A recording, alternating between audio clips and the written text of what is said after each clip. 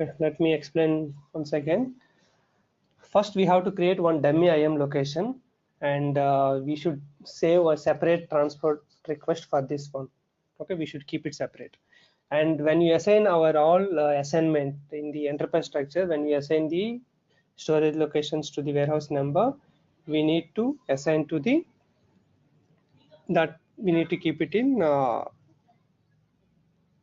separate transport request for the assignment of warehouse number to storage locations. So that is one separate tier. These two we should keep it separate, and remaining WM configurations and all we can have a multiple tiers, a single tier based on your scope. So first we have to move the dummy storage location to the production system. Okay, and if we have the lead time is more, if the business has given a 1 day or 2 day shutdown, then we can move the complete WM configuration except the storage location assignment, and then we can do the storage bin creation and material master creation, all the stuff we can do, the master data, everything we need to make it. Okay, after that we need to do the WM assignment TR we have to move. Okay, after WM assignment is moved, what happened? Entire storage locations have become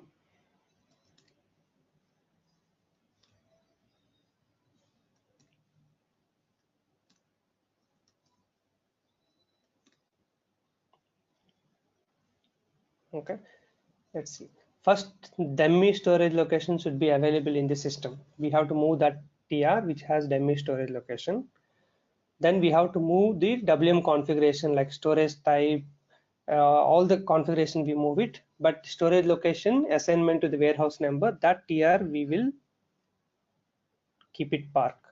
Okay, we create the storage what you call material master extension completed, storage bins are created.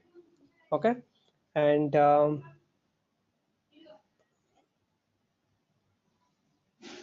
after that we move the total IM location stock to WM location.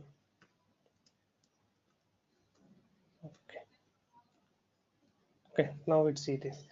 Okay, now create storage bins. First step what we have done is dummy storage location we should be available in the production. This is the first config. After that, complete WM configuration movement to production. This one we have to do this. So complete WM configuration we have to move to the production except the storage location assignment to the warehouse number, because I need storage type indicator, storage section indicator, I need storage unit type. Okay, I need all these storage type, warehouse number, everything I need, because I should create the storage bins and all. So we need to create the storage bins and extend the okay, we create the storage bins and create the storage bins and extend WM views for material master. We have to finish all the master data activities. Then we have to transfer complete IM stock to Z location. Okay, this can be done at this place also. Either it can be done before this or we can done at this point of time based on the frozen time given by the business. How much time you have, based on that you can plan that. So we have to transfer complete IM stock. For example, we have 6 locations. 6 location stock should be moved to the Z location. That Excel sheet template you should keep it with you very carefully, because we need to take back the stock to the same locations without any discrepancy. There is a verification also should be done, and here I can do that. The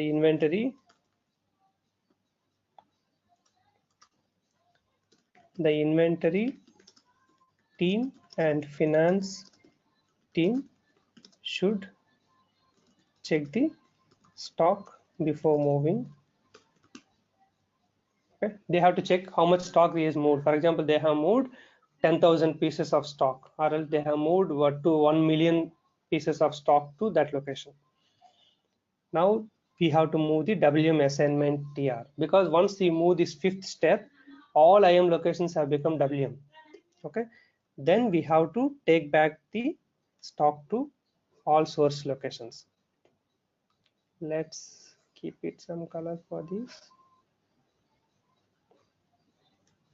Okay, IM total source IM stock locations to transfer total source IM locations, transfer stock from source IM locations to Z001 location. Inventory team has to verify and how much stock I'm sending to the Z location, and we have to do this. Now here I'm going to do this transfer of stock from, they will take back. During this time, what inventory team should verify? Ensure Z001 stock is 0 and confirm all storage locations stock is same as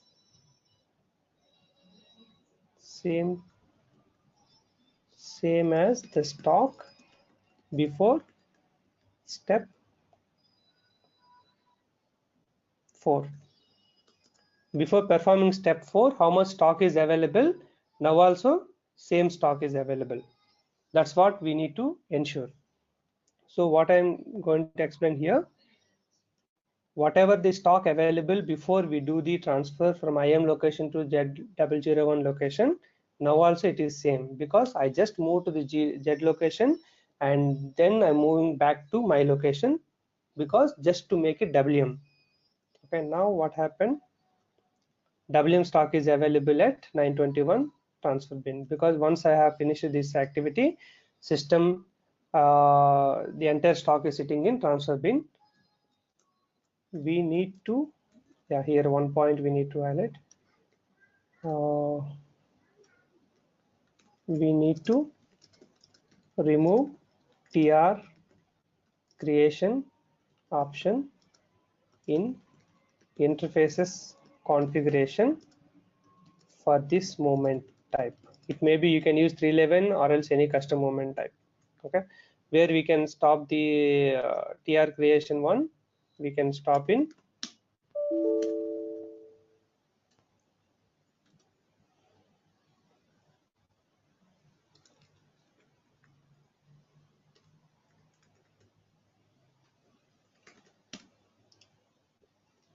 okay, in the interfaces configuration we can stop the logistics execution, warehouse management, interfaces, inventory management, define movement types, and LEWM interface to movement inventory management.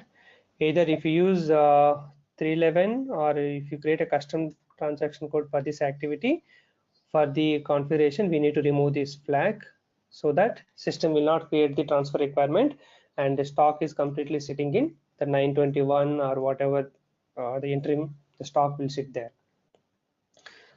So this WM stock is available in 921 transfer bin. So entire stock is sitting in this bin.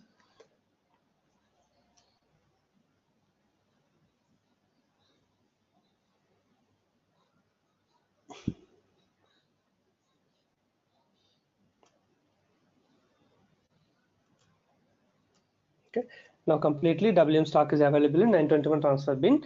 So later we just perform the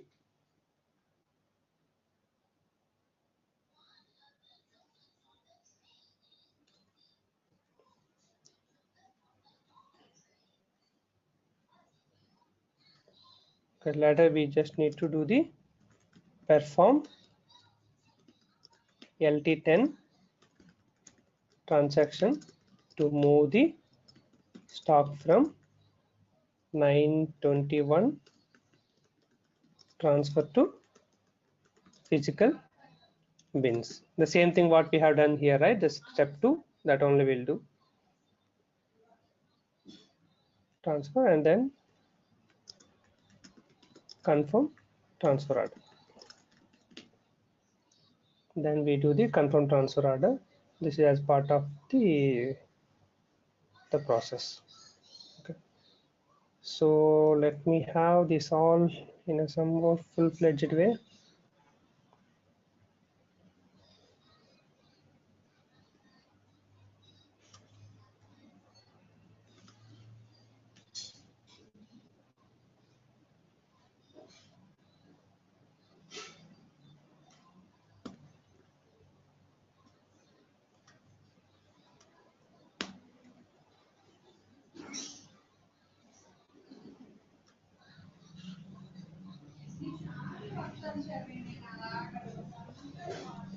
Okay, this is about WM implementation in the existing one. The cutover is very important, and it will not very straightforward. So I have given this concept, the multiple steps we need to perform, okay, which can give an understanding of the total warehouse process. How does it happen? I have given in multiple steps. I hope it has given an understanding about the cutover process, which is a bit complicated when there is already SAP. Okay, because stock is available, production is running, or else the operations are running. These kind of things are happening, so that it should be very sensitive to show that. And I'm repeating again, we should have one dummy location. The dummy location TR should be moved first to production. After that, we have to move complete WM configuration. So during configuration itself, we should plan the dummy storage location as one separate TR, and the assignment of warehouse one separate TR, and complete WM configuration is one separate TR. So we should plan that very carefully. So we move the complete configuration. So I need the storage type indicator, all those stuff to perform my storage bin master, and WM view extension I can perform when I do the activities only. Then the transfer of stock, we have to move that IM location stock to the dummy location, so that all IM locations are no stock. It will be blank. When it is blank, I should move my assignment TR to production. So my all IM locations have become WM locations.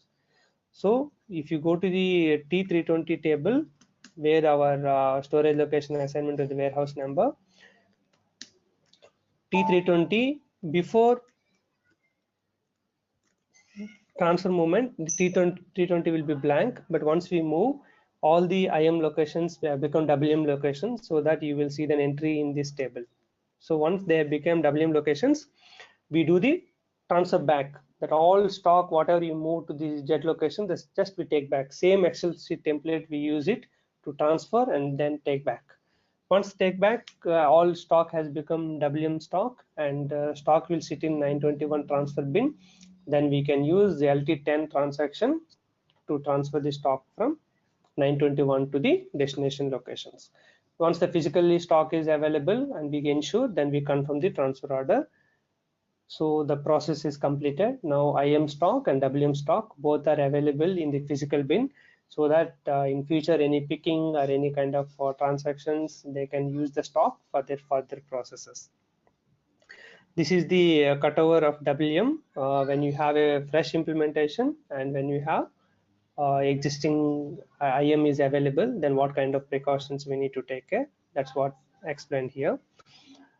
And end user training, and these are the main activities in the final preparation. Function consultant, end user training, monitor. Mostly in some projects maybe we have to do, but most of the cases the core users will do the end user training. Monitoring or supporting. Okay, supporting end user training. If any issues they got, we can expect that. And the documentation, everything we need to complete, and the ABAP has to prepare the technical specifications, because the programs are going to end and we need to do these entire activities.